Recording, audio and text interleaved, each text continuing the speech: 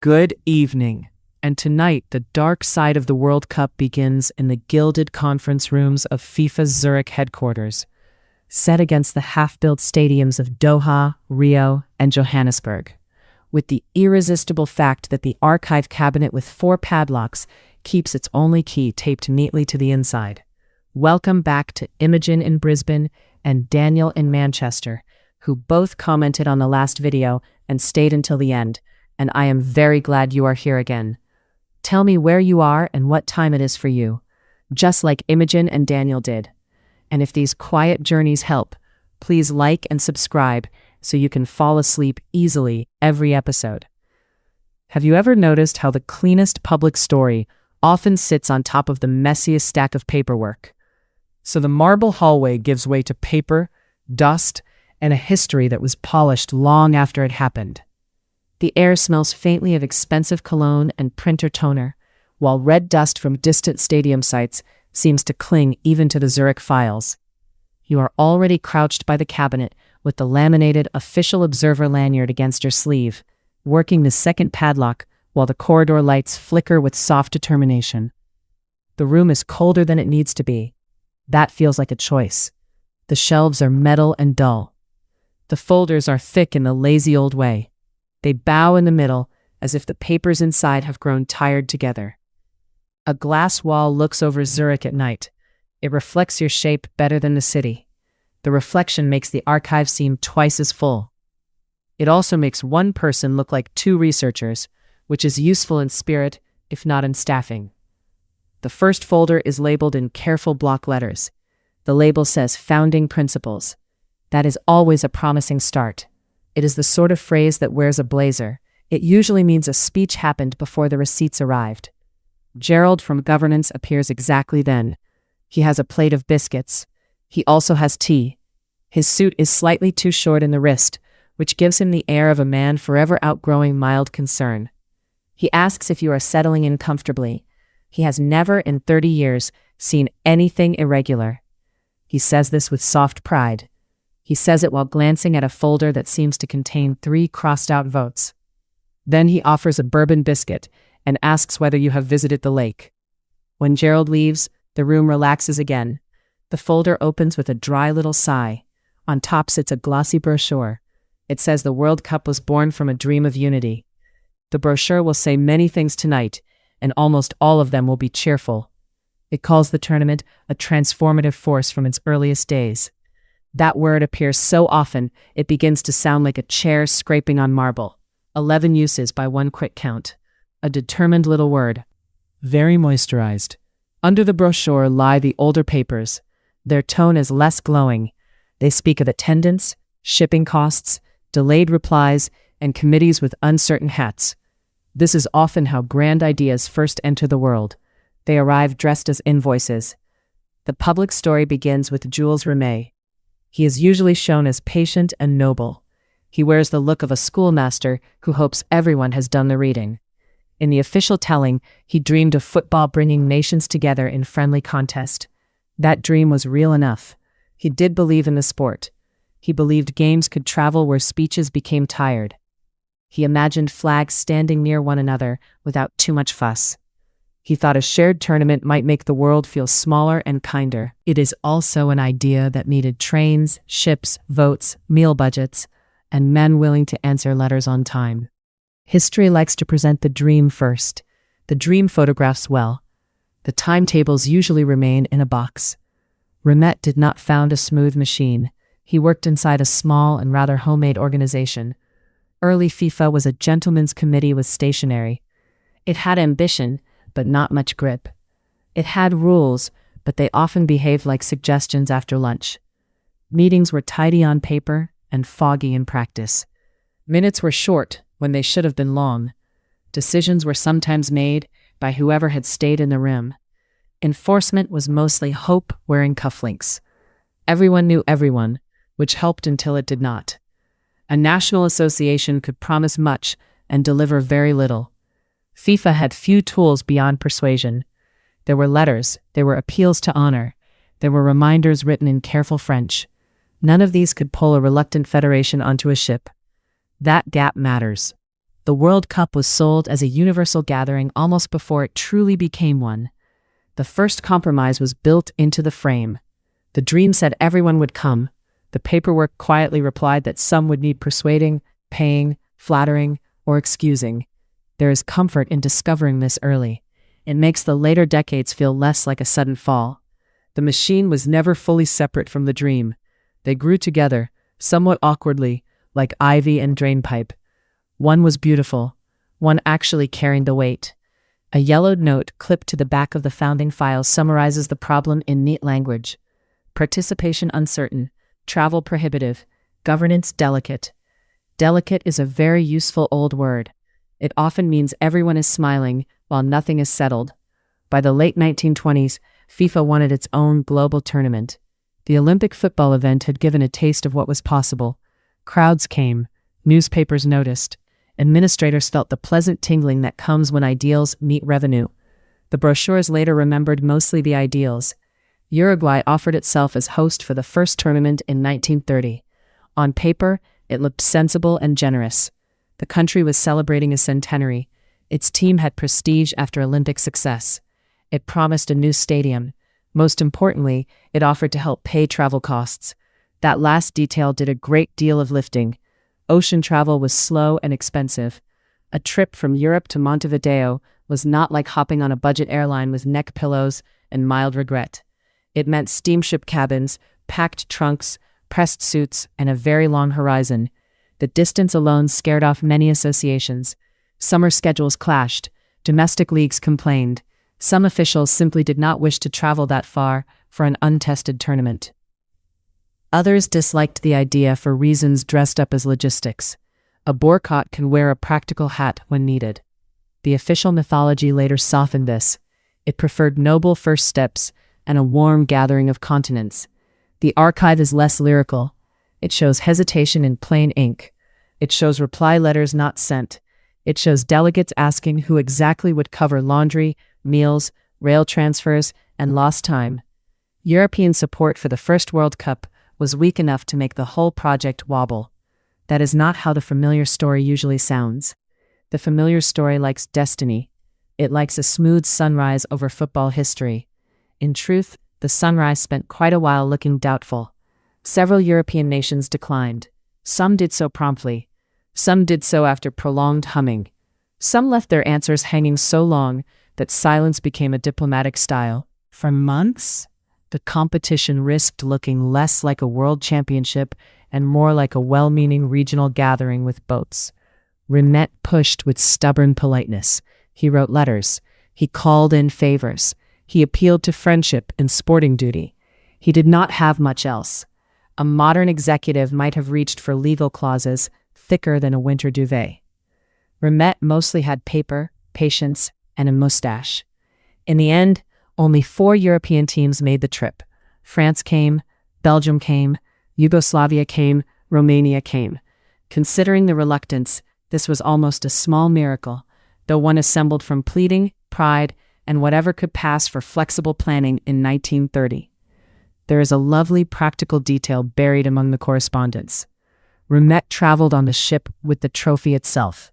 He carried the future of the tournament across the Atlantic, like a careful uncle transporting a slightly awkward cake. The grand beginning of world football spent days simply trying not to slide. On board, the players trained as best they could. They walked the decks, they folded and refolded their clothes, they stared at water with the patient boredom of people committed to a very long plan. Football history, in that moment, smelled less of glory than of salt air and wool. The luggage lists are charming in their seriousness. Boots, shirts, blazers, medical kit, papers. One can imagine the careful packing. Socks rolled into neat shapes, formal jackets hung to avoid creases. The first World Cup did not stride into being. It shuffled aboard with trunks and customs forms. Back in Zurich, the minutes remained brisk. They noted entries, they noted absences, they moved forward because there was no elegant way to move back. This is another old habit of football governance. When consensus fails to arrive, the schedule still marches on, in polished shoes. No one at FIFA had a strong enforcement mechanism for these early disputes. There was no mighty lever. There was no vast compliance department humming under fluorescent lights. There were gentlemen writing to other gentlemen, hoping a sense of occasion might do what policy could not. That weakness shaped the event from its first edition. Because FIFA could not compel broad participation, it depended on deals. Because it depended on deals, it learned to smooth over awkwardness.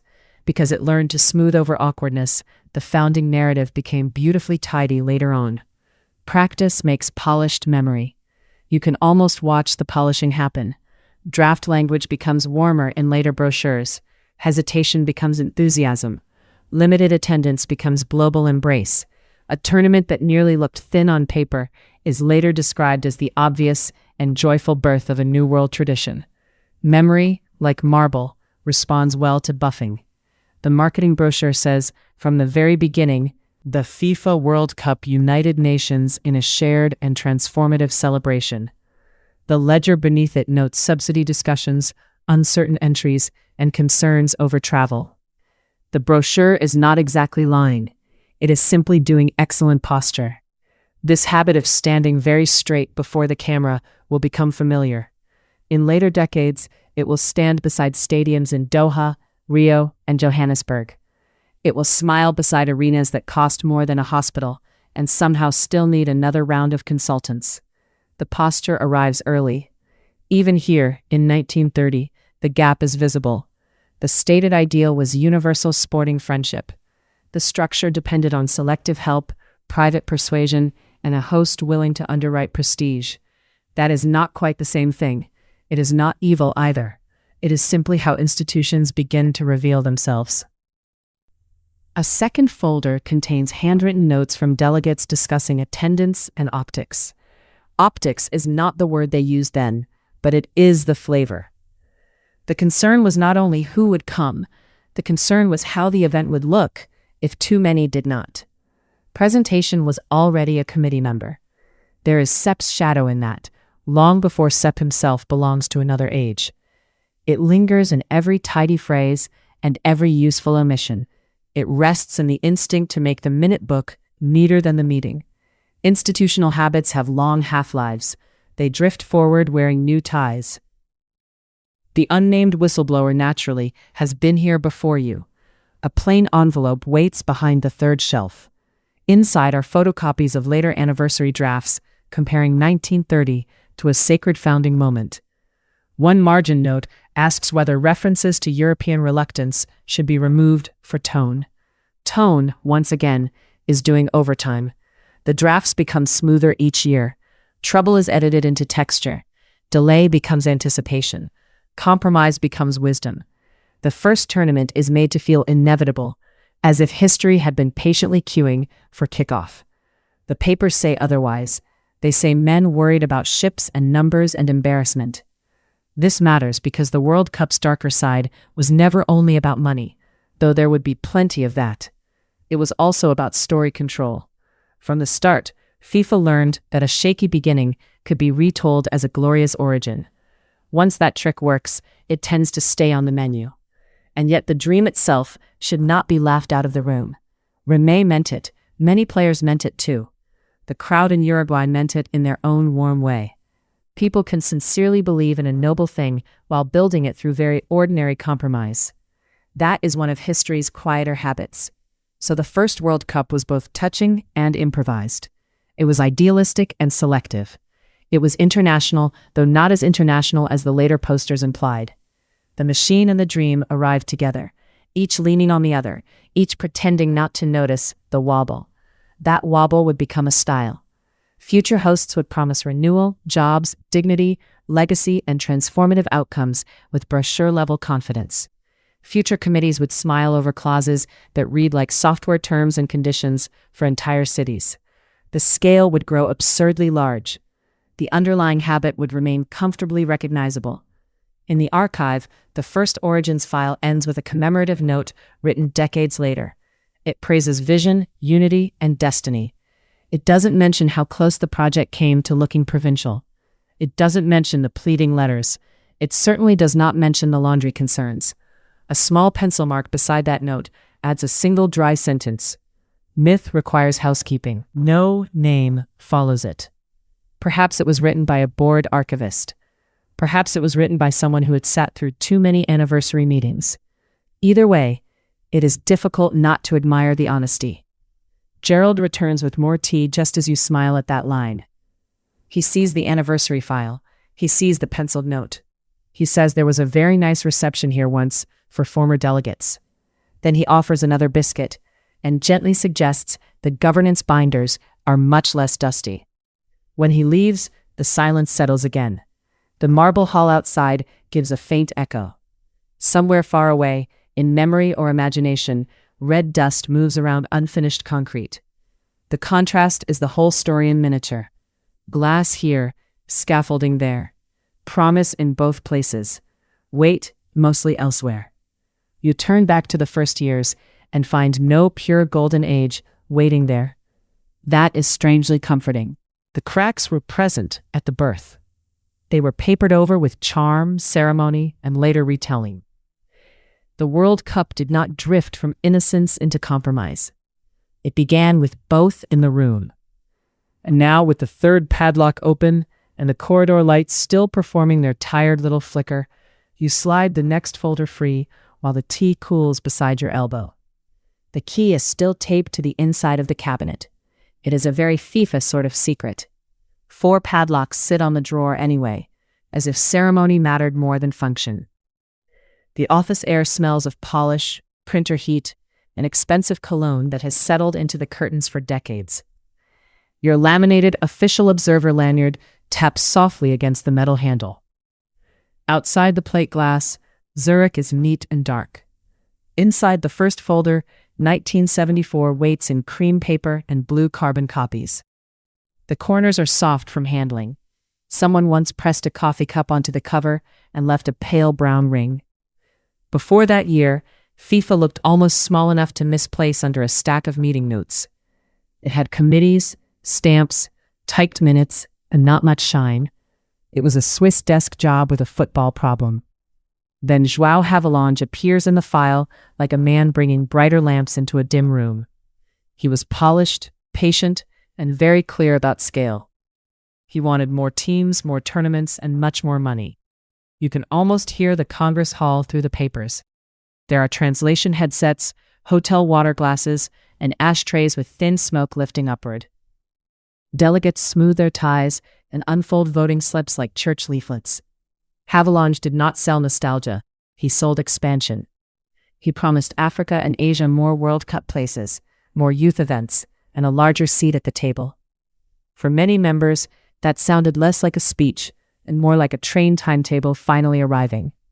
The old guard spoke the language of stewardship and habit. Havelange spoke the language of packages, partners, and growth. It was a tidy exchange of eras, conducted in polished shoes. A memo clipped to the election papers lists travel plans, courtesy calls, and who would sit beside whom at dinner. These details feel small and almost sweet. They are also the plumbing of power. There is a note about television, written in a hand that leans hard to the right. Another page mentions sponsors in a tone once used for weather. Soon that weather becomes the climate. The brochure beside your elbow says, "A transformative tournament creates shared value for all." The actual minutes say gate receipts are not enough. Between those two lines, a new machine starts humming. Havelange understood that the World Cup was not only a game, it was a window with a very large audience behind it. Once that window could be sold in clean, rectangular sections, FIFA changed shape. You find Adidas almost immediately. And then Coca-Cola, and then Adidas again. They are not merely logos on boards. They are in travel plans, introductions, draft letters, and the quiet architecture of decisions. A meeting summary mentions Horst Dassler with the calm tone used for a reliable electrician. That is almost funny. Reliable electricians do not usually redesign world sport from hotel lounges. The papers smell faintly of dust and old glue. A fax curls at the edges like a dried leaf. On it, sponsorship is discussed as if it were a new kind of weatherproof roof. Adidas helped build the commercial model that made FIFA rich. Coca-Cola did not stand outside the door either. It helped fund competitions, gave prestige to plans, and turned ideas into line items. Soon, the sponsors are not afterthoughts. They are structural beams. A youth tournament appears here because funding can be found. A meeting happens there because a partner will host lunch. You turn a page and find price lists for boards, suites, and television rights. The sums rise neatly year by year. It feels a little like watching a village shop discover online delivery and immediately become an empire. In these rooms, the sport becomes inventory without losing its anthem.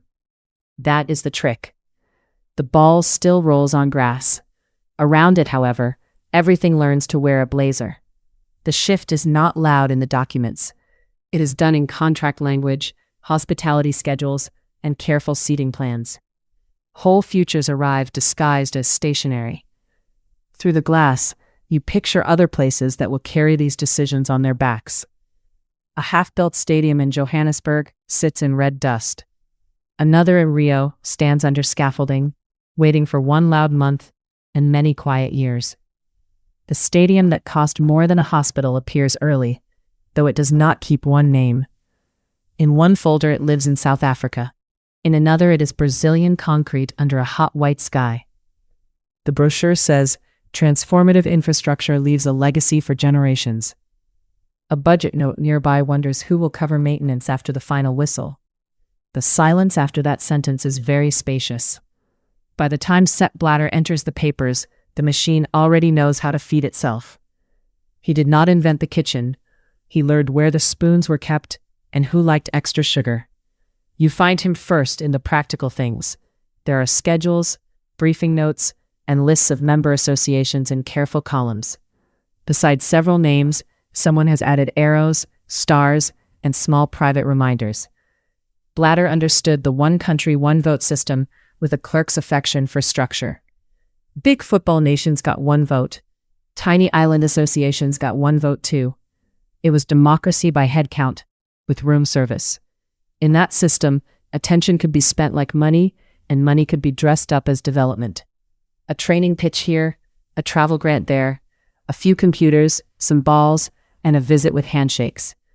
There is a dry note about funding for an office photocopier. Another covers coaching courses and per diems. Another mentions floodlights, turf, and a federation vehicle, probably white, probably dusty by Tuesday. None of these items look grand by themselves. Together they form a style of rule. The map fills with obligations, thank yous, and loyalties that travel back to Congress every few years. It is politics done through ordinary needs. Roofs leak, federations need desks, delegates need flights, hotels, and a bus from the airport. Patronage often arrives carrying a folder and smiling politely. The host bidding papers nearby have the same warm smell of toner and certainty. They read like the earliest days of Tinder. If every profile were a sovereign nation and every match carried tax exemptions.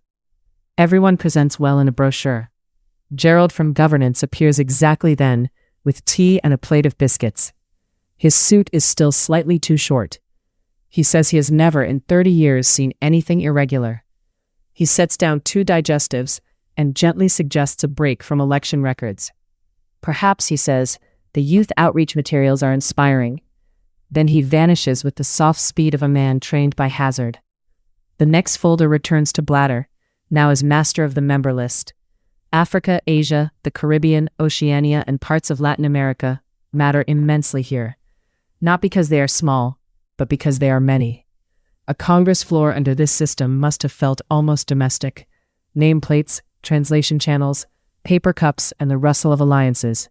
A global family gathering, if the family budget were several $billion. The financial assistance program and later goal money made the ties more durable. Projects could be approved, delayed, praised, or toured. People remember who helped find the artificial turf and who forgot the roof. You see the method in tiny things. Birthday notes, seat plans, phone trees, a dinner list where 3 undecided delegates are placed beside men who never discuss anything directly. Sepp's shadow is all over these minutes. He never walks into the room, yet every clause seems to know his aftershave. Even the stapled annexes look faintly managerial. The world's most expensive homeowners association begins to take shape in these files. Except instead of hedge hike disputes, They are assigning television rights worth billions. The tea service is still very Swiss. Then the papers turn glossy, and ISL arrives with brochures of its own. International Sport and Leisure sounds like a company that sells tasteful beach towels. In practice, it's sat close to the money pipe. A new envelope slides from beneath the archive door while you read. No return name is given. Inside is a photocopy of a payment trail, and a note that simply says, Drawer 3.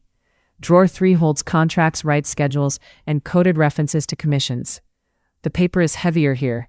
Someone chose expensive stock, perhaps to help the numbers feel respectable. ISL packaged sponsorship and media rights for major events, including the World Cup. It helped turn the tournament into a polished commercial object. Logos, boards, exclusivity, and hospitality all began to move in larger bundles. The company belonged to the same broad world that Havelange's revolution had invited inside. Corporate muscle met football governance and decided they should never be apart. From then on, invoices and influence shared a coat rack. Its offices, in your mind, are beige and over-carpeted. There are fax machines, bottled water, and men discussing millions while nibbling pale conference biscuits. Corruption seldom dresses like a pirate. It usually looks slightly tired. When ISL collapsed in 2001, it left behind more than unpaid bills. It left ledgers. Ledgers are rude in a wonderfully old-fashioned way. They insist on dates, sums, and who received what. Swiss court papers later described secret payments to senior football officials. The language stayed careful and almost embarrassed. Bribes often prefer to be called commissions because the word sounds as if it wears cufflinks. The documents linked money from ISL to powerful FIFA figures, including João Havelange and Ricardo Teixeira. Later material also touched Nicolas Leaz. Sepp's shadow sat nearby in every committee room, even where his name did not. What matters in the archive is the texture of it. Bank references, shell companies, consulting labels that explain nothing, arranged into folders with typed tabs. Gerald from governance appears again with shortbread this time. He glances at the payment chart and suggests the terminology of previous decades was sometimes different. Then he asks whether you take lemon with your tea. The brochure says, transparent and transformative partnerships build trust across the football family. The ISL records, by contrast, have account numbers and initials. It is hard to argue with an account number. It just sits there. By now, the stadium that cost more than a hospital returns in another spreadsheet. Its seat count has changed, but its mood has not. It is always a monument to a one-month festival and a 30-year shrug. Outside the archive, dawn has not yet arrived. Inside, 2015 begins in neat federal typeface. The papers are from the United States Department of Justice, and they are startling, mainly for their calm. The charging documents did not need thunder. They listed conspiracies, wire fraud, racketeering, and money laundering with the patience of a tax manual. 9 football officials and 5 sports marketing executives were named at first. The core claim was plain. For about 24 years, senior football officials used their positions to take bribes and kickbacks. The total ran past $150 million, and the paper never once sounded out of breath. Some of the schemes involved Copa America and regional tournaments. Some involved the Gold Cup and World Cup qualifiers. That detail matters because glamour often distracts from plumbing, and plumbing is where whole houses betray themselves. The first indictment was not mainly about one famous World Cup vote. It was about the habit underneath. Rights for tournaments, election support, and commercial deals had become places where cash could hide in plain sight. Then, later filings and cooperating witnesses pushed closer to World Cup ground. South Africa's 2010 bid appeared in the papers as a promised $10 million payment routed through FIFA. It was described as support for a diaspora project tied to Jack Warner's circle. Even here, the mechanics are strangely mundane. There are bank transfers, meeting notes, and requests dressed as development. No cloak, no dagger, just forms, signatures, and a committee language that always sounds helpful. Another document sets out how media companies paid for exclusive rights, then funneled side payments to officials who could deliver contracts. The sums moved through New York banks, shell firms, and friendly intermediaries. The geography is modern and very boring. That boring quality is important. Large corruption rarely looks cinematic at close range. It looks like spreadsheets, flights booked in business class, and a man explaining that this consultancy invoice is entirely routine. You stack the charging papers beside old FIFA minutes, and the years begin talking to each other. Haviland built the revenue engine, sponsors helped steady it. Blatter learned how to steer by distributing fuel. ISL showed what happened when the commercial middlemen kept their own private books. The 2015 case showed prosecutors reading those habits backward through time. Suddenly, the filing cabinet became less decorative. The brochure gives one last effort. A transformative commitment to good governance ensures lasting value for all stakeholders. By now, the word transformative has begun to sound like a scented candle trying to cover burnt toast. Somewhere in Doha, in Rio, in Johannesburg, concrete kept absorbing heat during those same decades. Venues rose from dust because contracts in cold rooms made them rise. The echo inside an unfinished stadium is partly rebar and partly paperwork. You can feel both worlds at once. Marble flooring under soft office light. Raw concrete under desert glare. Zurich decides, and somewhere far away, a truck backs up with another load of steel. The cabinet is still open. The key remains foolishly taped inside. The unnamed whistleblower has sent another page through an address that no longer exists, which feels almost courteous by now. Gerald will notice eventually that you are still in the building. He will bring tea. He will suggest a less troubling folder. But tonight the archive has already said enough in its own flat voice. The men who sold the beautiful game did not do it in one dramatic bargain. They did it by memo, meal, meeting, vote, favor, and contract. That is what makes the papers so heavy and so oddly easy to file. The filing cabinet waits in the Zurich archive like a patient old animal with 4 shiny padlocks. The key is taped to the inside of the cabinet, which feels exactly right for this place. Your laminated official observer lanyard sticks lightly to your neck in the evening heat. Outside the glass wall, the city is tidy and still, with tram wires humming and rain drying on stone. Inside, the air smells of carpet glue, printer toner, and a very expensive kind of cologne. Gerald from governance has gone home, or at least he has said he has. An envelope appears under the archive door without any sound at all. It carries no name, only a coffee ring and a faint dust mark. The unnamed whistleblower has a gift for stationery and timing. The first file opens on a winter morning in Buenos Aires in 1978. You can almost feel the wool of a blazer sleeve brushing a bus window. The glass fogs at the corners as the city slides past in pale blocks. Street sellers fold newspapers under their arms and stamp their feet against the cold. Hotel dining rooms serve rolls, butter curls, and coffee in thick white cups. Team blazers hang on chairbacks like school uniforms, waiting for assembly. The stadium itself rises clean and bright for the camera, with fresh paint and clipped grass. Outside, taxi engines idle, and radios mutter football songs between advertisements for soap. Inside, the tunnels smell of damp concrete, boot polish, and mown turf. A few streets away, behind ordinary walls and ordinary gates, another map of the city existed. Files in front of you mention addresses in clipped office language, and never in warm human words. The paper is thin and gray, and the typewriter ribbon is already fading. That is what stays with you in this archive. Grand events always sit beside the very plain things of daily life. A tournament pass is stapled above a memo about disturbances near training routes and sensitive areas. Officials wrote about traffic flow, bus escorts, and the timing of lunch with careful attention. They noted the firmness of pitches and the quality of dressing room showers. They used neat phrases for everything else, as if language might wear a tie and behave itself. In the team hotels, the carpets were thick and the curtains heavy enough to keep out early sun. Players ate grilled meat, bread rolls, oranges, and little pots of jam with foil lids. Laundry came back with paper tags pinned through the collars. Some journalists heard things at dinner and heard more in taxi rides afterward. A fixer would lower his voice, then ask for another cigarette. A foreign reporter might write a careful sentence and then cut it before filing. Others suspected something broad and grim without knowing its edges.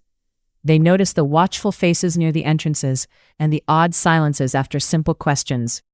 They noticed that some local colleagues became suddenly busy when certain names appeared. The tone stayed polite and almost dreamy. Players spoke about concentration, weather, and the need to take one match at a time.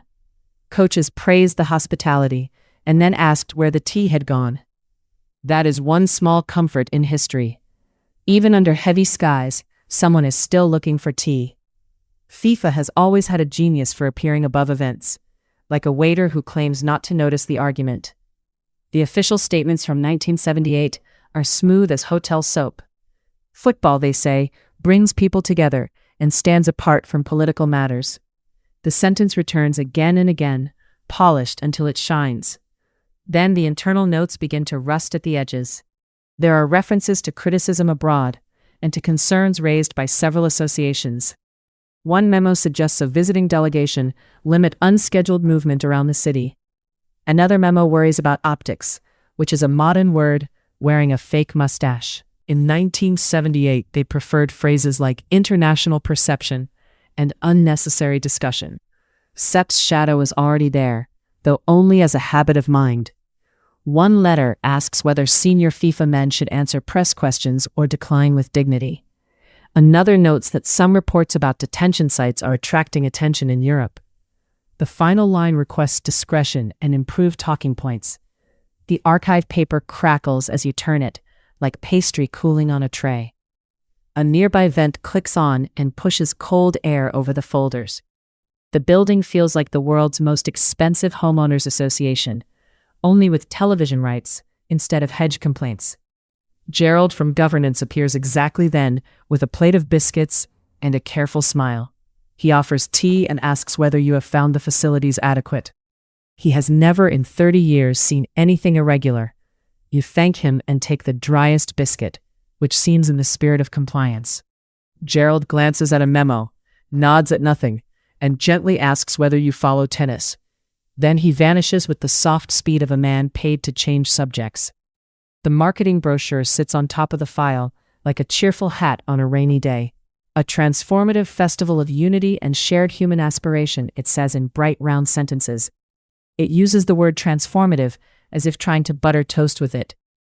Back in Buenos Aires, players laced boots and rubbed liniment into calves under fluorescent lights.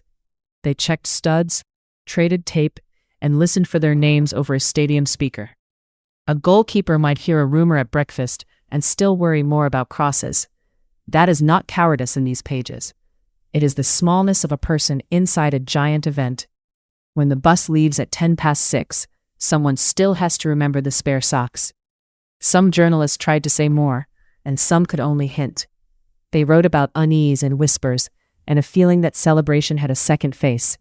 Then editors trimmed adjectives and made room for lineups and scores.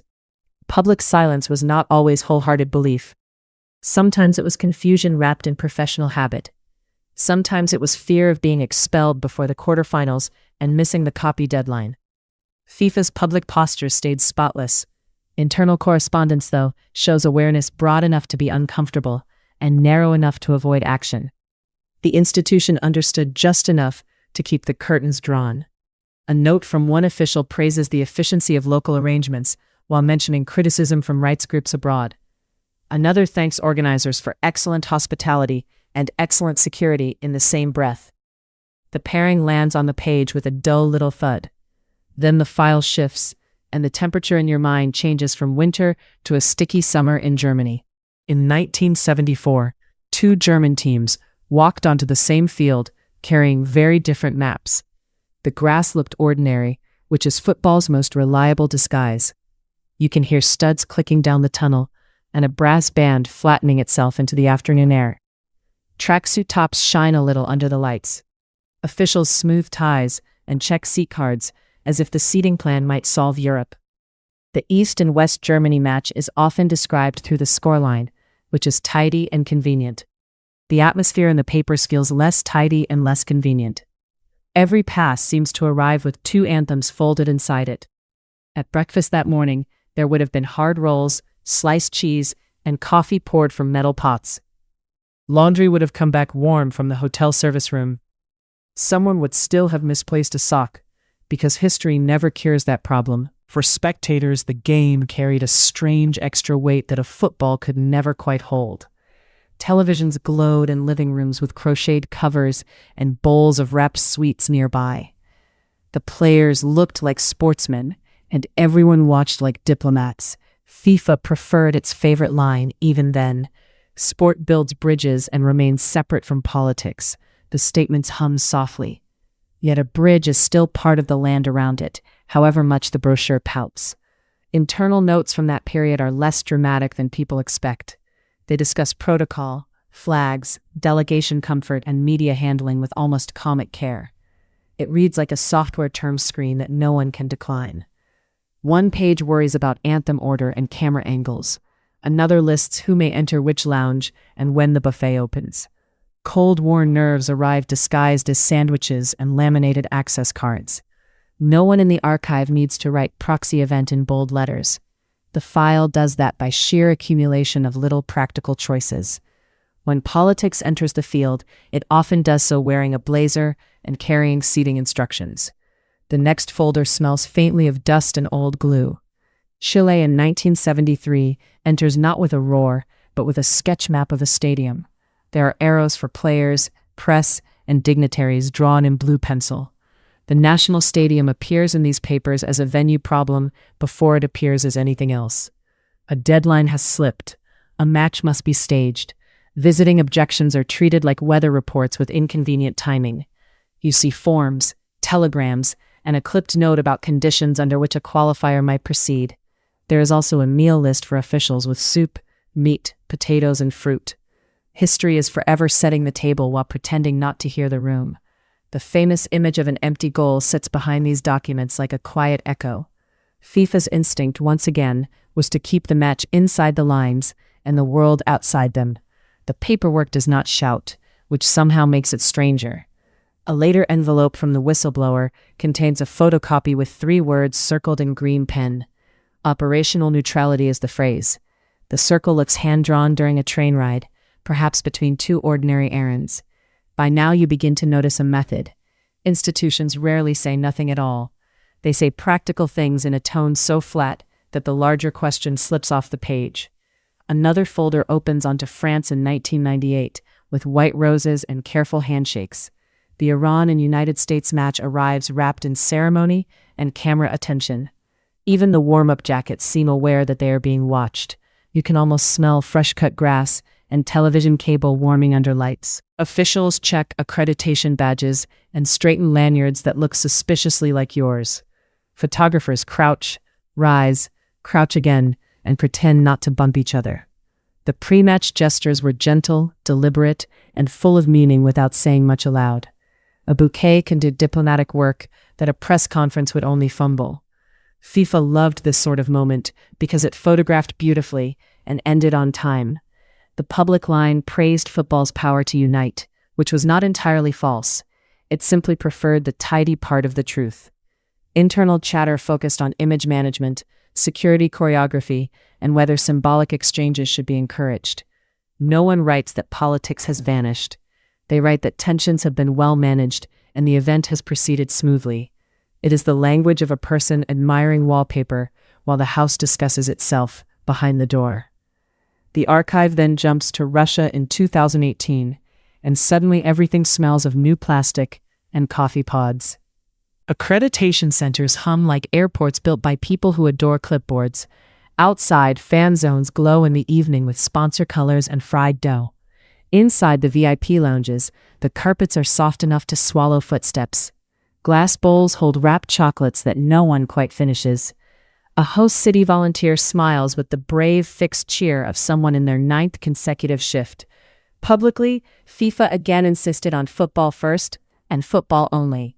The phrase had become less a principle than a reflex, like smoothing a tie before a photograph. Internal briefings acknowledged criticism abroad while recommending message discipline and positive framing. One email notes geopolitical sensitivities and potential reputational spillover. Another celebrates record engagement and excellent hospitality packages. The contrast is so familiar now that it almost becomes cozy, which is perhaps the oddest part. Somewhere in these decades, there is always a stadium that cost more than a hospital.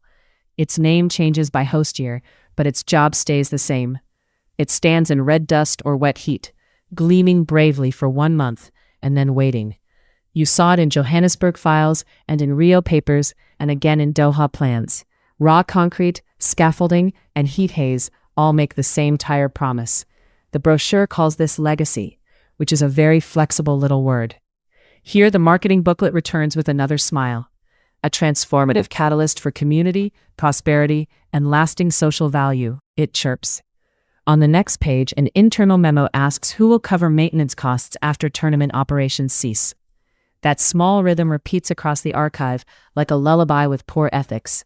Cheerful public language rises. Dry private caution follows. Then Gerald appears with tea, as faithful as the moon. He returns just before midnight with a fresh pot and a plate of safer biscuits. He asks whether you are enjoying the historical materials. You say they are revealing, and he says history can be so wonderfully complex. On his way out, Gerald notices a photocopy halfway under your elbow and turns it neatly square. He does not read it, of course, because that might create awareness. He recommends chamomile and closes the door with a soft click. The final papers gather these tournaments into a pattern too steady to ignore and too sleepy to call a conspiracy. Football was never above politics in these rooms. It was beside politics, inside politics, and sometimes rented out to politics for the weekend.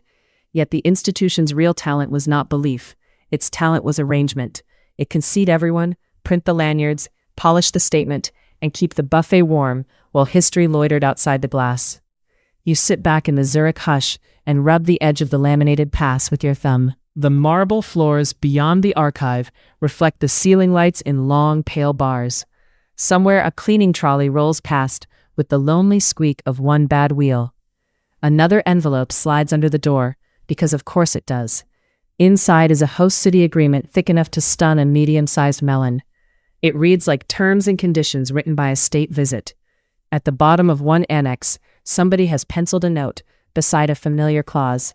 Sep's shadow again, only as a fingerprint in policy and habit. The note says everyone knew enough, and almost no one wanted to know more. That may be the softest dark side of all. Not a single grand secret, but a long chain of ordinary-looking choices. A meal expense here, a press line there, and 1,000 tidy ways of looking slightly away. The archive clock moves toward 1 a.m. without any sense of guilt. The air conditioner hums, the tea goes cool in its paper cup. Soon Gerald from governance will realize a light is still on and come drifting back with concern. For now, the cabinet stays open and the papers lie quiet under your hands. In their calm way, they keep saying the same thing, page after page, while football rolls on. The paper smells faintly of toner and old coffee in the Zurich archive room. Your laminated official observer lanyard rests against a shirt gone warm from office air. The marble outside is polished like a hotel lobby. The room itself is only beige folders, metal drawers, and the faint scent of expensive cologne drifting in from somewhere important. The filing cabinet has 4 padlocks, which feels dramatic for paperwork about parking rules. The key, of course, is taped to the inside of the cabinet. It is one of those small jokes the institution plays on itself. Even the lock seems to know there is no real mystery here. There is only paper, and paper has a slow way of telling the truth. On top sits the host city agreement.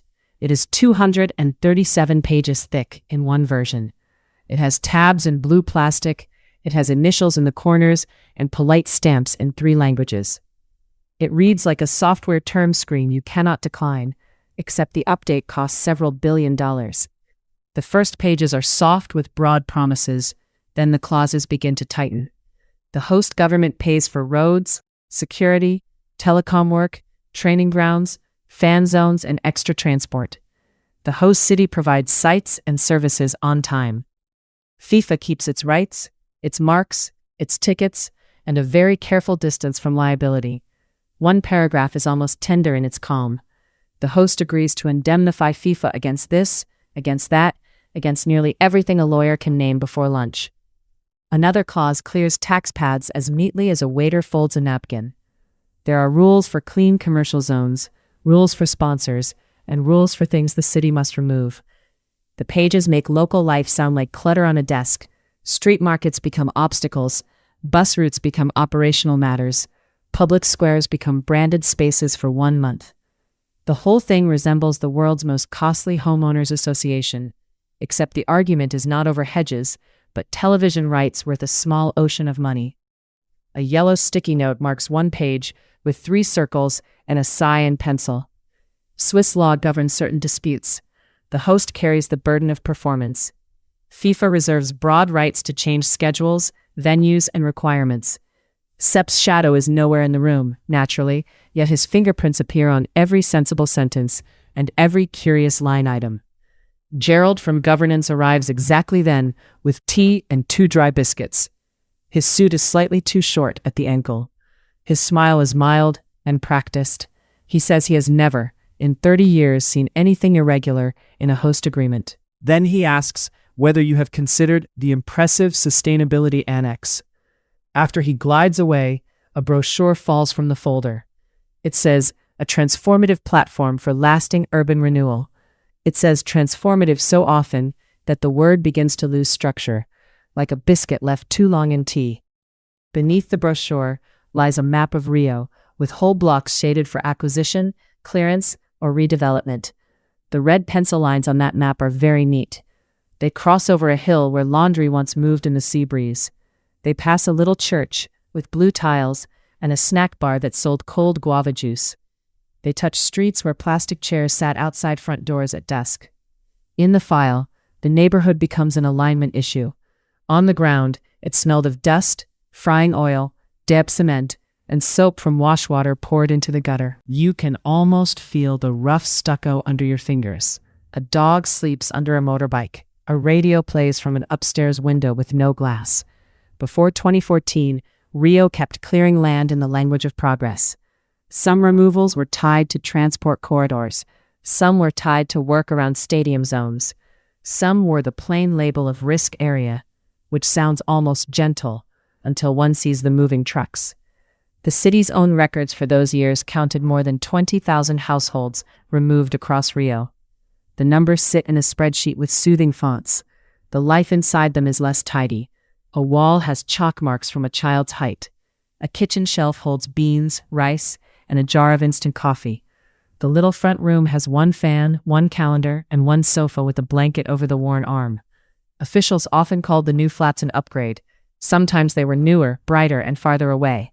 They had white tile, narrow rooms, and a view of another block exactly like themselves. They also meant longer rides to work, different schools, new bus costs, and the quiet loss of neighbors who once watched the children after supper. Villa Autodromo appears in one folder as a persistent problem.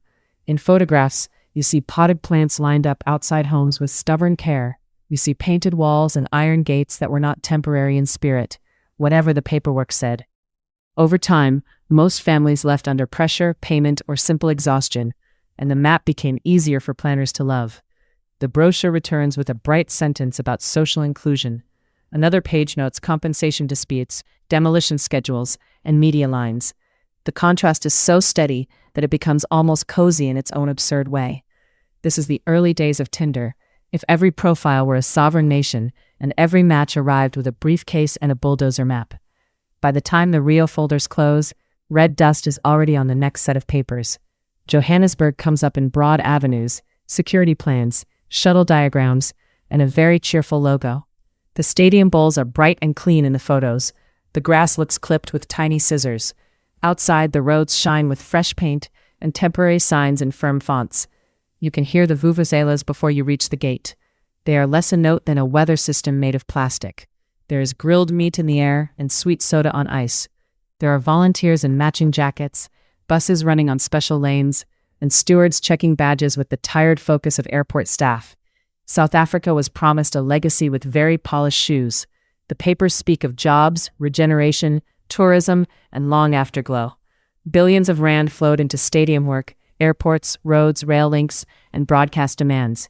The language around township uplift is warm and broad, like a blanket that never quite reaches the feet. Some benefits were real and visible. Stations looked new. Roads felt smoother. Visitors moved from airport to fan park with very little confusion, which is more than many daily commuters can say in any century. Yet, the file keeps returning to a smaller question about who actually kept the gains after the flags came down. In township notes, the details change shape. There are informal traders moved away from exclusion zones near venues. There are permit systems that favor larger approved sellers. There are training schemes that last for the tournament and then end, like paper wristbands after a concert. There are new routes that help tourists first and residents second. One memo tracks spending against hoped for local income. The columns do not cuddle each other. Matchday profits gather around hotels, sponsors, and official vendors. FIFA's tax protections keep its own house pleasantly dry. Meanwhile, Township communities appear in legacy language more often than in lasting balance sheets. A woman in Soweto described it in one clipped interview line. "The buses improved," she said, "but the work did not stay." The file writes this down without argument, and then turns to another annex. That is the strange courtesy of archives. They let a simple sentence sit beside 40 pages of branding and never raise their voice. Cape Town, Durban, Nelspruit, Polokwane, and Port Elizabeth all pass through the cabinet. Each has its own figures for upkeep, bookings, and municipal strain. Some venues found enough concerts or matches to stay busy on good weeks. Others learned the long art of looking expensive while nearly empty, which is a skill no city truly asks for. Then Brasilia opens like a polished bowl under a very patient sky. The Mané Garrincha Stadium is one of those places that feels grand even in silence. You can smell hot concrete and watered grass. The seats curve in perfect color bands. Pigeons move with the confidence of season ticket holders. the cost sits in the file like a paperweight. Roughly 1.4 billion reais were poured into this single arena, making it one of the most expensive football stadiums on earth. It becomes the benchmark in later folders.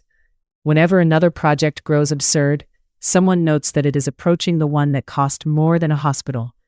After the tournament, the guest list shrank. Brasilia does not have a deep stack of giant local clubs to fill such a place every week. On some league dates, the crowds were thin enough to hear individual whistles. The average attendance could look modest against that vast ring of seats, like teacups set out for a wedding. The maintenance bills did not become modest. Grass still needed cutting, lights still needed checking, cleaning crews still walked the steps with bins and brooms. Year after year, the arena asked for millions in upkeep, while offering long, quiet afternoons in return. At times, the stadium found side jobs. Parts of it were used for parking buses. At another moment, rooms held government offices or storage. It has hosted fairs, concerts, and practical uses that would have puzzled the original sales pitch. A place built to display national prestige became now and then a very expensive shed with excellent sightlines. That is the white elephant problem in its softest form. The building is not evil. The seats do not misbehave. The roof simply hangs there, waiting for a demand that rarely comes often enough. Cities inherit these grand bulls the way one inherits a very elegant pet that eats municipal budgets. The cabinet holds similar stories from Manaus and Cuiabá. Heat, rain, rust, staffing, pitch care, utility bills, booking gaps, and the endless hope that next year will be fuller. The brochure calls this transformative multi-use legacy. The attendance sheets answer in a different voice, mostly by leaving many little squares blank. By the time you reach Doha, the paper has a fine grid in it. Construction photos show raw concrete, white helmets, and scaffolding wavering in the heat haze. The light is hard and pale. You can almost taste dust at the back of your throat. White buses wait beside fences, while tower cranes stand as still as herons. The workers in those images are everywhere and nowhere in the captions. They wear blue overalls, reflective strips, and sun-faded gloves. Water coolers sit near piles of rebar. There are rows of safety posters and neat stacks of helmets. There are also contract systems and labor rules that shape a life before the shift even starts. For years, the kafala system tied many migrant workers tightly to employers. A job change could require permission. Leaving the country could require permission. Recruitment debts were often paid before arrival, which meant the first wages were already half spoken for. In the files, this appears as procedure, and procedure can look terribly calm on paper. The ordinary details say more than the slogans do. A bunk room has 8 beds and little hanging towels.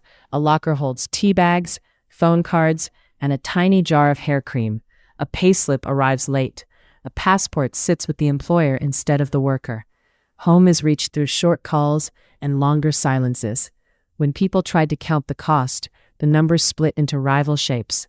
Official tallies linked to stadium sites stayed narrow and much lower. Broader counts from workers' home countries showed more than 6,000 deaths among migrants in Qatar over the boom years before the tournament.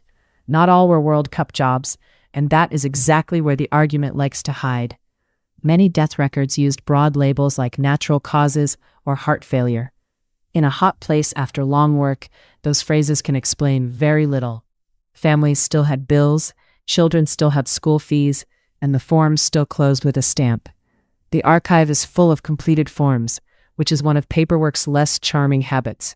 Qatar later announced reforms, and some changes were real. Exit permits were eased for many workers. Rules were changed so many could switch jobs without the old no objection letter.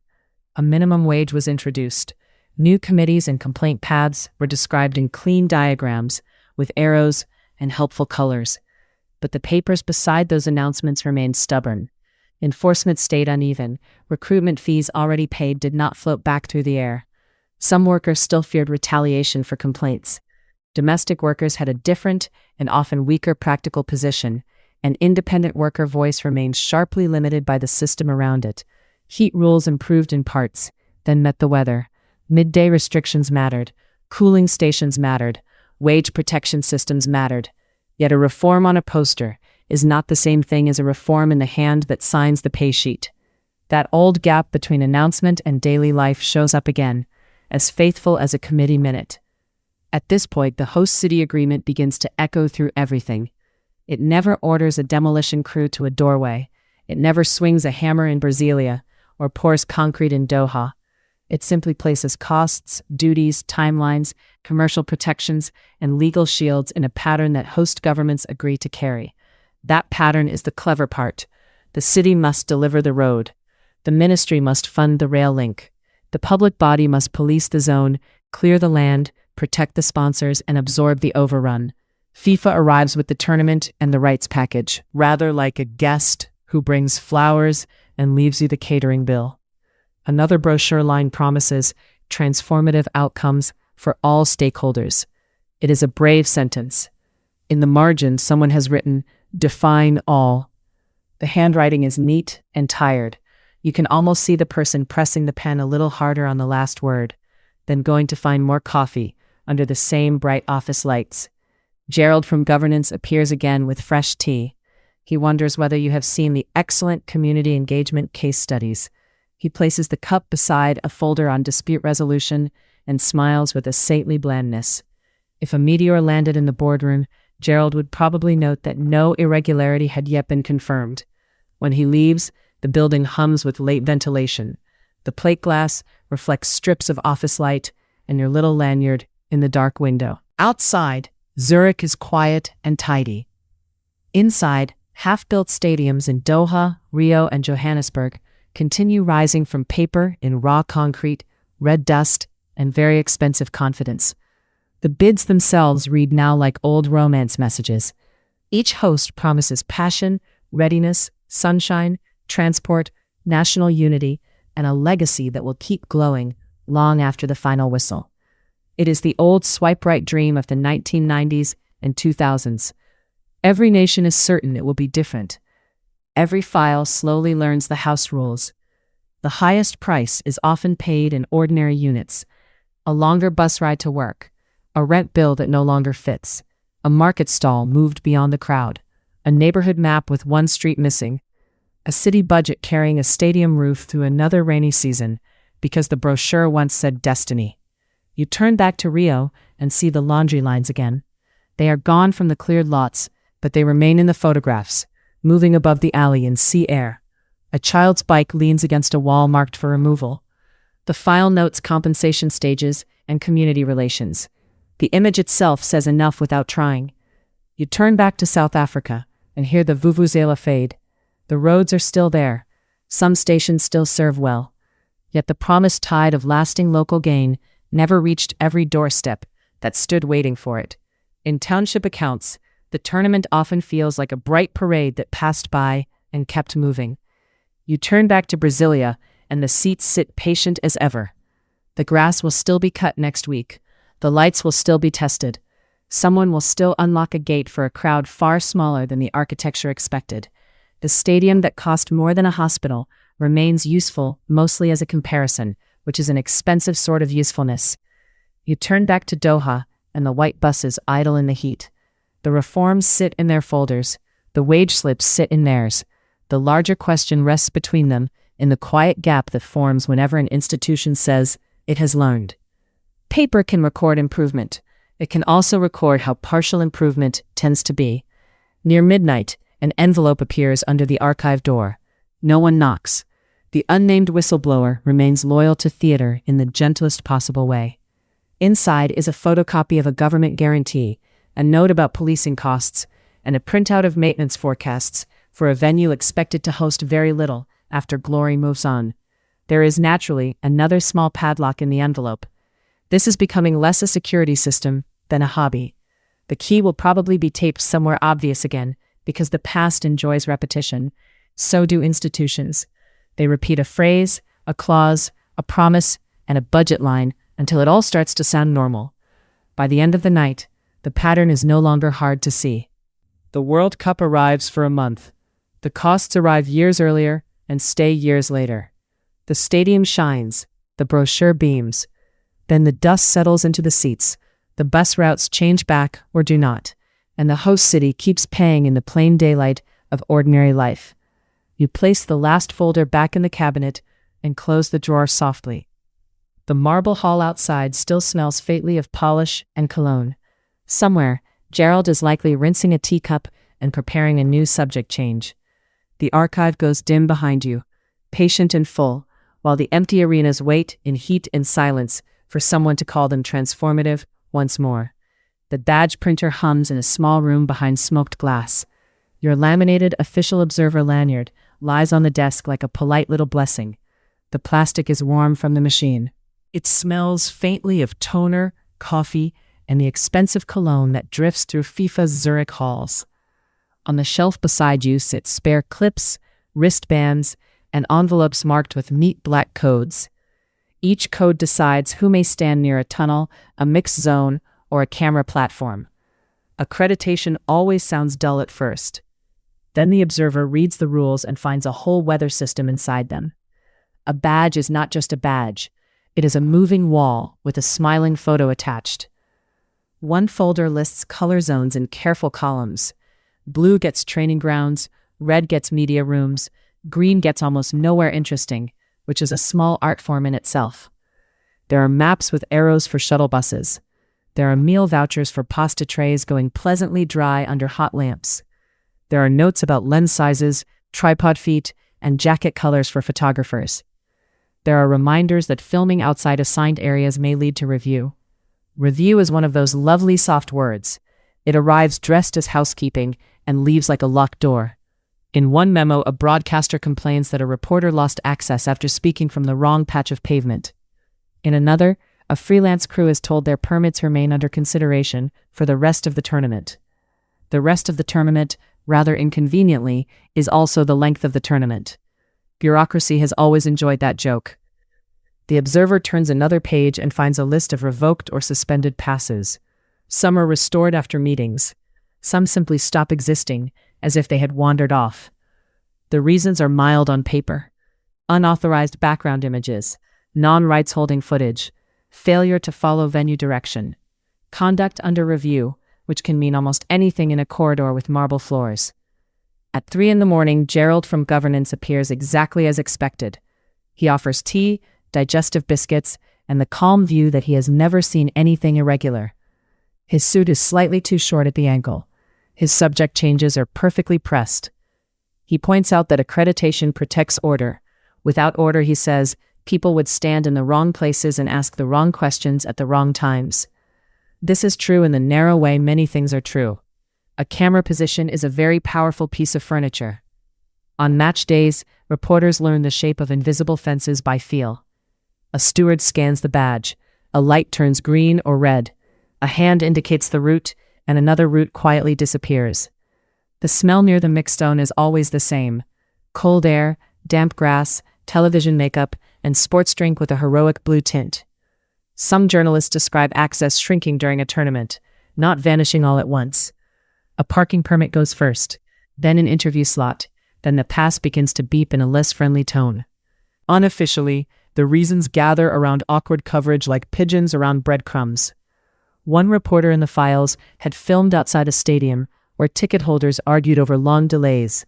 Another had spoken too often about workers, spending, and neighborhoods that had been tidied out of sight. The punishment was not dramatic. It was administrative, which is the grown-up cousin of dramatic. The forms are full of boxes for appeal. The appeal addresses are precise. The answers, when they come, are less so. Beside these papers sits a glossy brochure with smiling children and impossible grass. It promises a transformative media environment built on openness, celebration, and global connection. The brochure uses the word transformative the way some cooks use parsley. It is placed on everything because it looks fresh.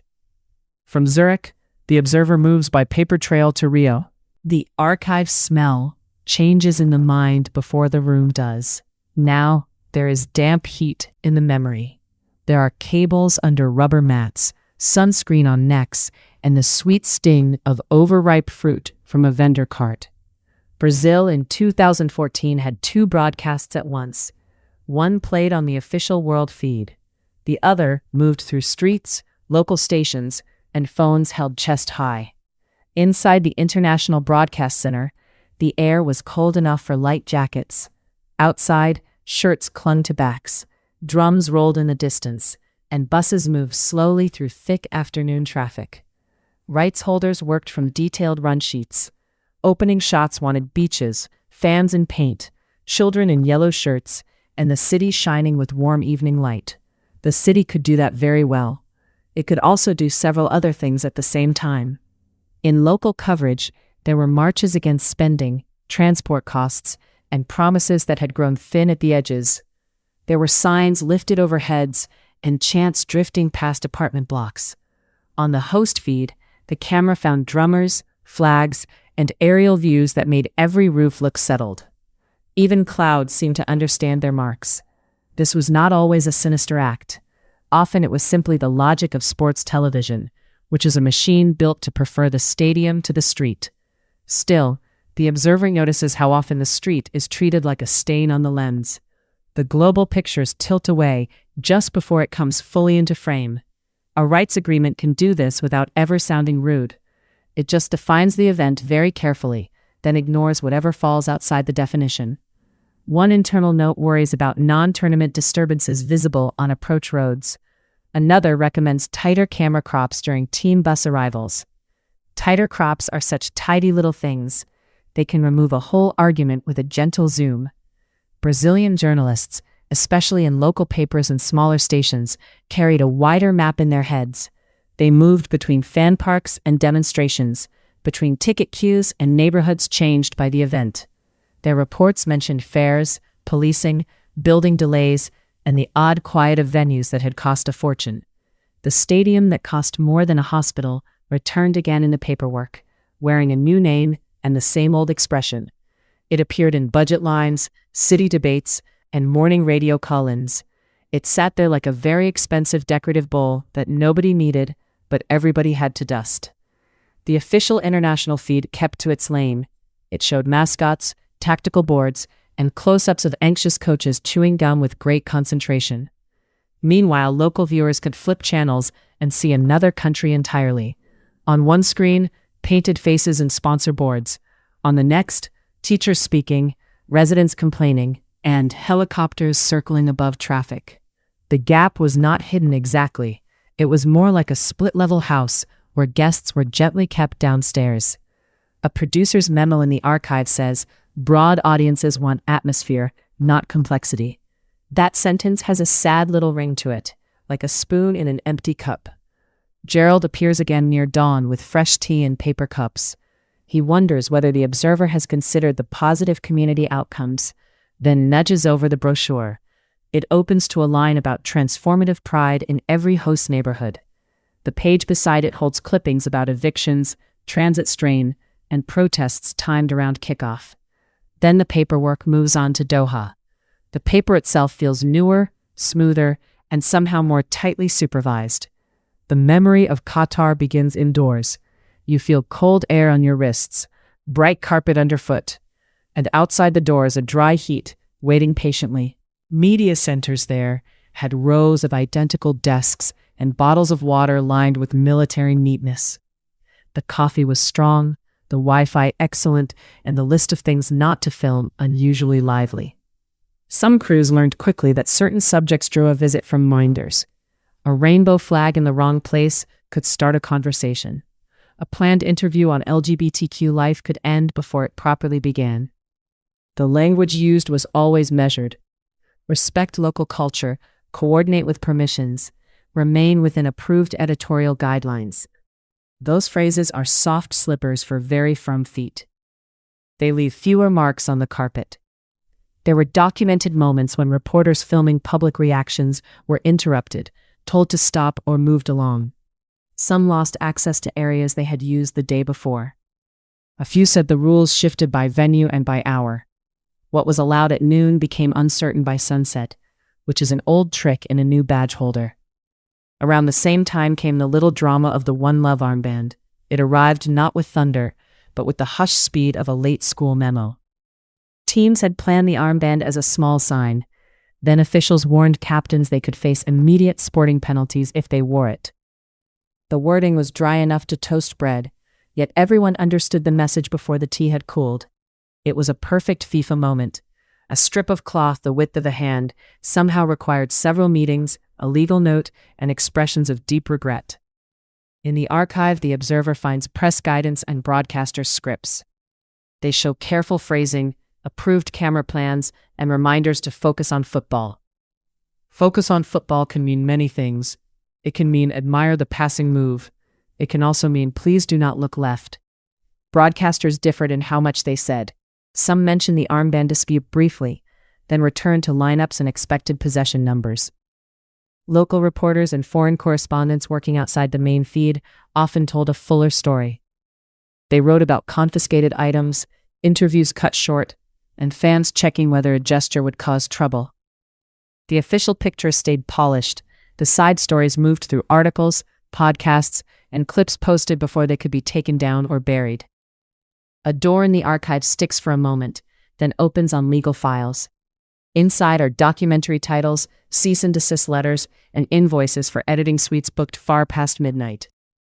This is the slower world beyond live television.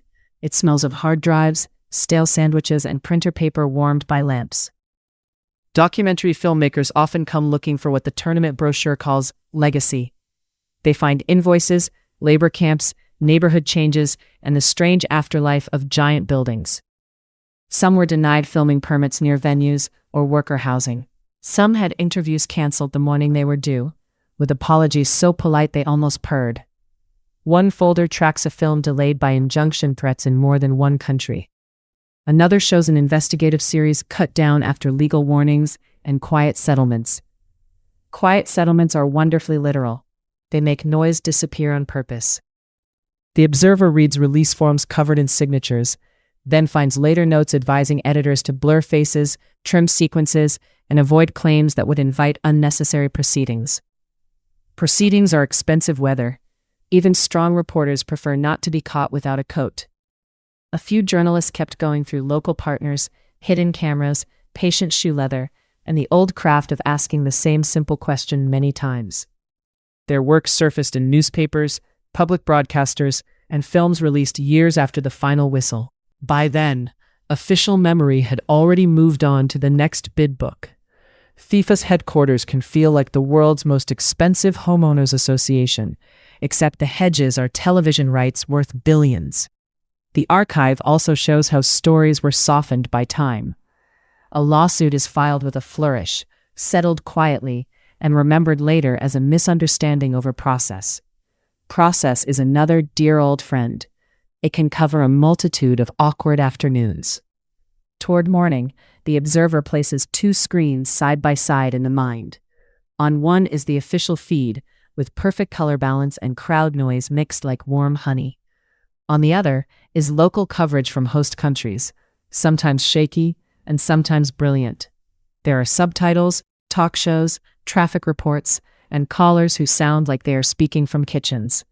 This is where the hidden difference becomes plain. The world feed sells a month of order. Local media report the month and the rest of the year attached to it. The official story loves arrival shots. Airports gleam, team buses glide, a city appears ready, willing, and somehow recently polished.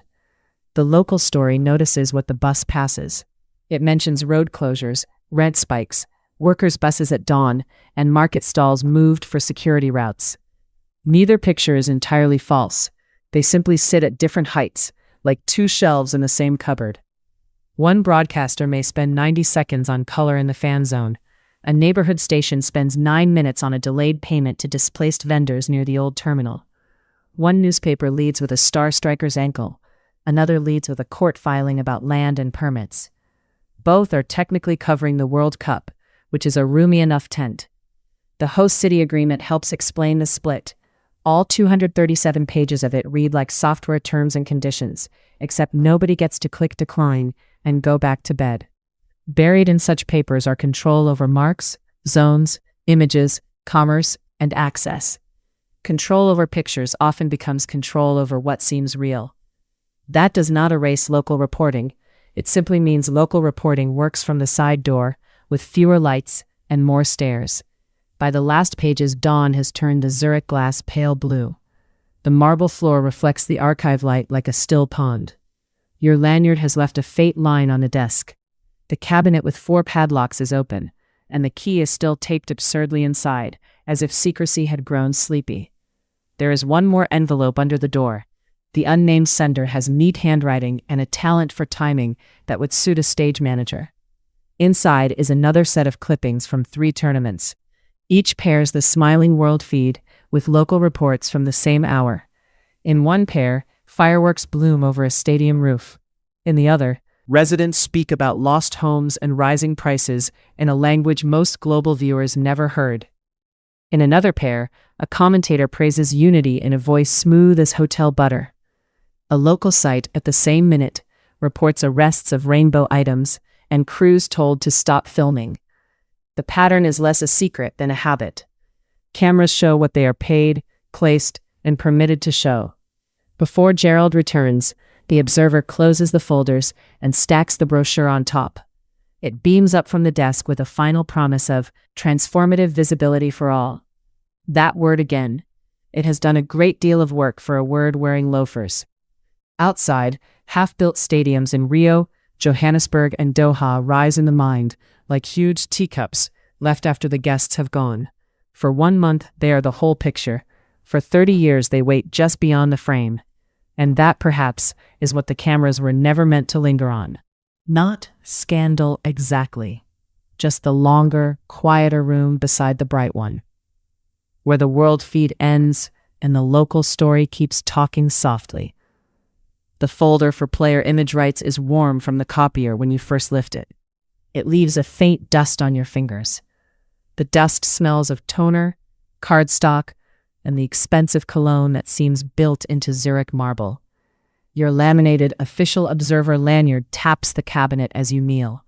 There are 4 padlocks on the drawer. The key, as usual, is taped to the inside in a gesture of great mystery and very little effort. Inside, the contracts are neat and calm.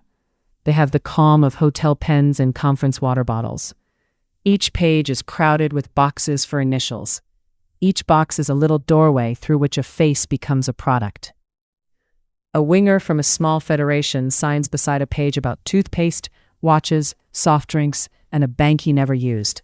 His signature is careful and rounded. The witness line is filled by a team official with a pen that is running dry. The packet explains where his smile may appear. It covers posters, sticker albums, mobile clips, airport walls, and branded fan parks. It says very little about where the money ends up.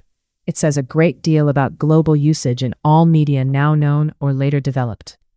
The host city agreement in the next folder has the same sleepy confidence. It reads like a software term screen nobody can decline. Only this one arrives with bunting, fireworks, and a bill for road paving. On top of the pile sits the legacy brochure. It smiles from glossy paper thick enough to roof a small shed. Transformative opportunities for shared football futures, it says. The page beside it is a spreadsheet of licensing splits, with several very small numbers. The large federations have lawyers with sharp pencils and patient jaws. The smaller ones have a deputy secretary, a borrowed scanner, and a deadline delivered by fax just before lunch. A note paper clipped to one file records a hotel meeting in a corridor near the ice machine. 3 players signed there in training shorts. One asked if the clause covered his own local sponsor back home. The answer is written in tidy blue ink. Only with prior written approval from FIFA and tournament partners. That sentence sits on the page like a polite locked gate. It is very Swiss in tone.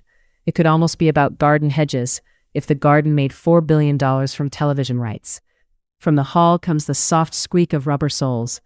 Gerald from governance appears with tea and a plate of biscuits. His suit is still a little too short at the ankle. He peers at the open folder and says he has never, in 30 years, seen anything irregular. Then he recommends the ginger ones. They are quite good, to be fair. After he drifts away, an envelope appears under the archive door. The unnamed whistleblower has chosen brown paper this time. Inside is a photocopy of an old memo about collective image rights and market alignment for emerging teams. The phrase emerging teams does a lot of work. It means nations whose players become global pictures for 1 month. Then they return home with a tracksuit, a medal if lucky, and many kind promises. One annex lists appearance fees by competition phase. Another lists sponsor activation windows down to the minute. There is a line for media day. There is a line for fan engagement. There is no line for the grandmother who lent bus fare to a defender on his first camp. The file has a coffee ring on page 17. That small stain somehow makes everything clearer. Somebody sat in a bright room and placed a mug beside a table of percentages. Somebody decided the face was central and the person was secondary. Beneath the contracts lies an older envelope tied with string. It smells faintly of paper dust and old cupboards. Inside are letters from former players in Lagos, Accra, Seoul, and Kolkata, folded and unfolded into softness. The first is from a widow. She asks whether her husband's World Cup service entitles him to any pension. She encloses a newspaper clipping, a team photograph, and a death notice printed slightly crooked. The reply, months later, thanks her for her interest. Another letter comes from a retired midfielder who still keeps his national blazer in plastic.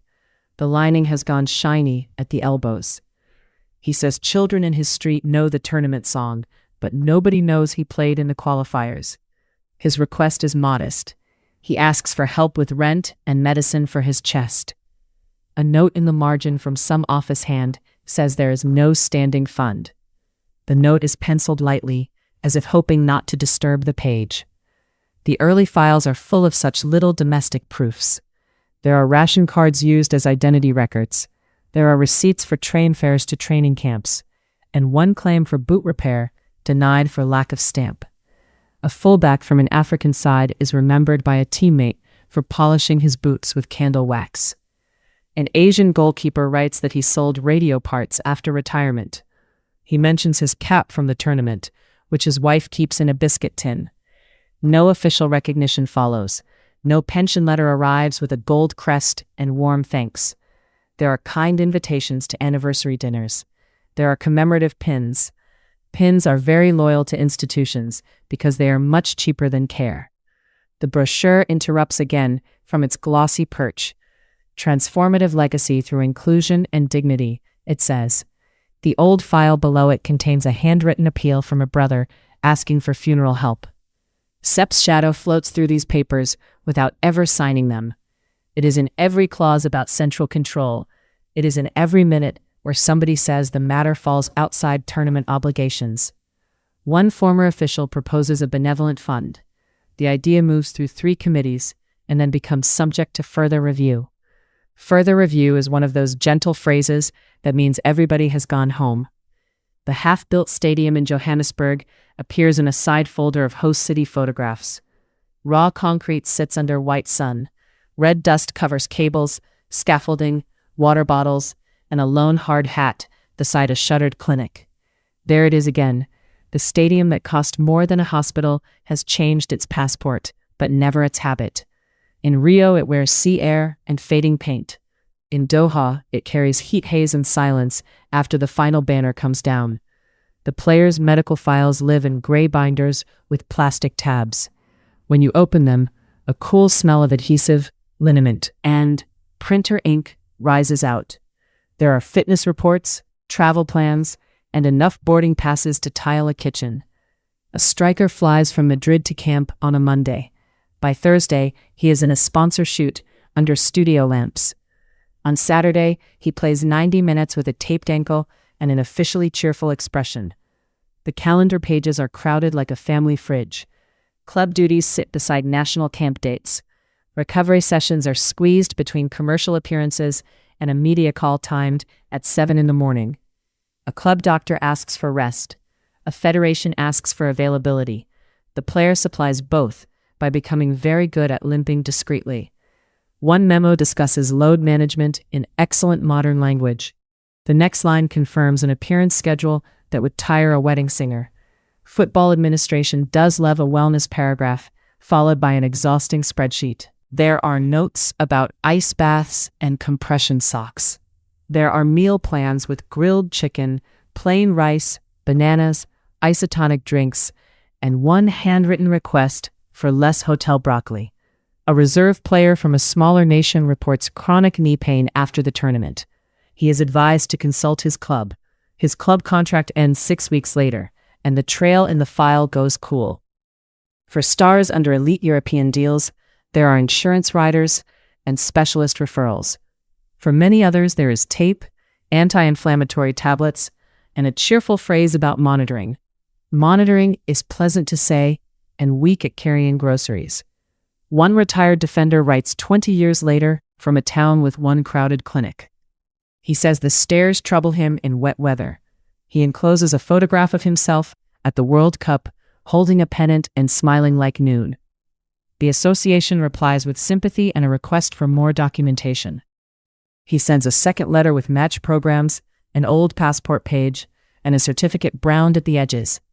The next reply says the case remains under consideration.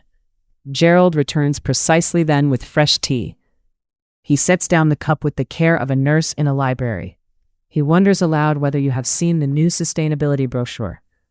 You say you are still with the medical files.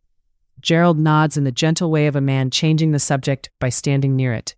Some pages concern not the players, but the people orbiting them. These papers smell of laundry soap, bus upholstery, and the little sachets of instant coffee found in hotel drawers.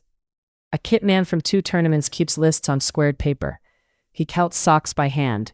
He marks one column for training bibs, another for missing studs, and a third for shirts stained beyond hope. An interpreter's accreditation request is denied because the quota is full. She still travels with the team and sleeps in a smaller hotel down the road.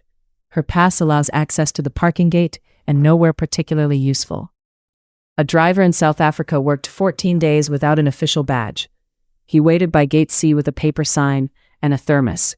His name appears in receipts for fuel, but not in any ceremonial thank you list. The physio notes are the most tender of the bunch. They mention blister pads, elastic wraps, hot towels, a borrowed massage table, and the exact brand of tape a winger preferred. One man worked 3 World Cups and missed every closing dinner. He was washing training tops at midnight in a service corridor. His reimbursement claim for detergent was cut because the invoice lacked a hotel stamp. These support staff live in the margins of triumphant pictures. They stand just outside the frame holding spare boots, passports, glucose sweets, or a clean shirt. When the official history is printed, the margins are where the scissors go. Forever Radiant calls this holistic tournament delivery. It also says transformative again, which by now feels less like a promise and more like a room fragrance. A folder from Doha contains accreditation maps printed on glossy stock. The stadium is all white curves and chilled air. Behind it are portable cabins, meal vouchers, and a roster showing who entered through the service lane before dawn.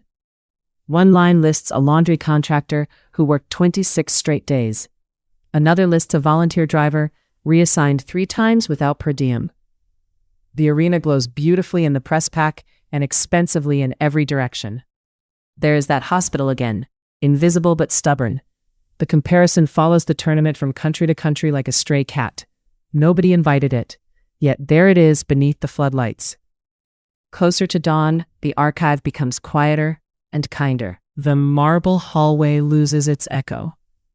Even the copier seems tired, as if it too has opinions about image rights and old knees. In a green binder, former players' groups begin their patient work. There are no grand banners here.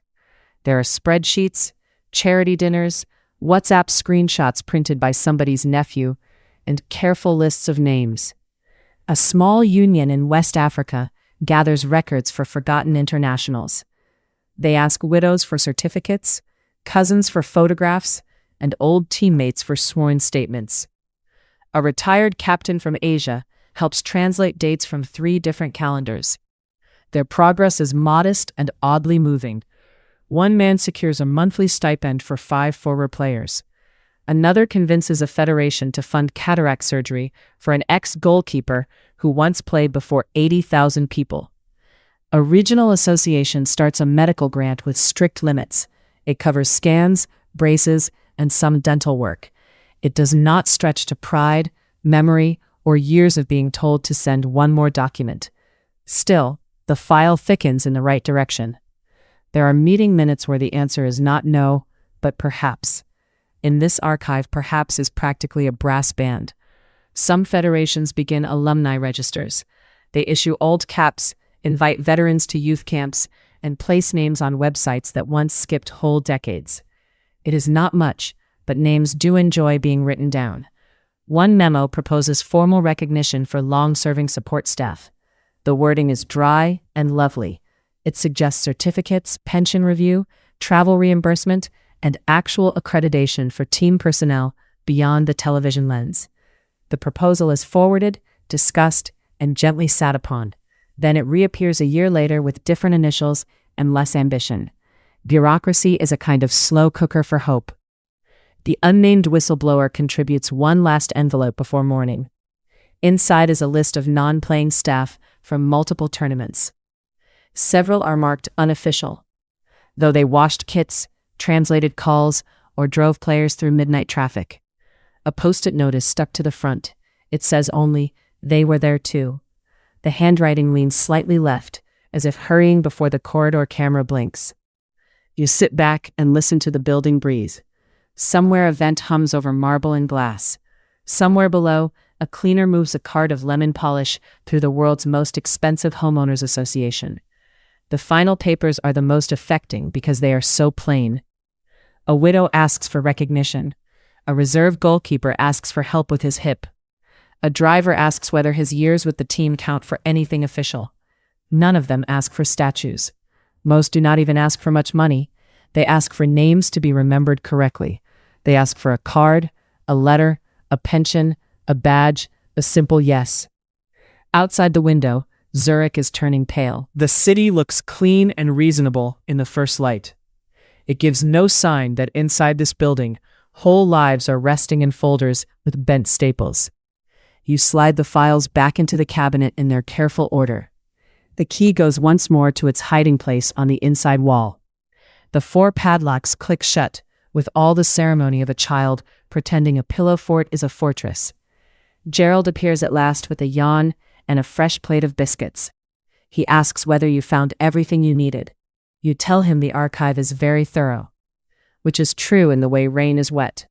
He smiles and offers tea for the walk home. Down in the files, the players keep their poses.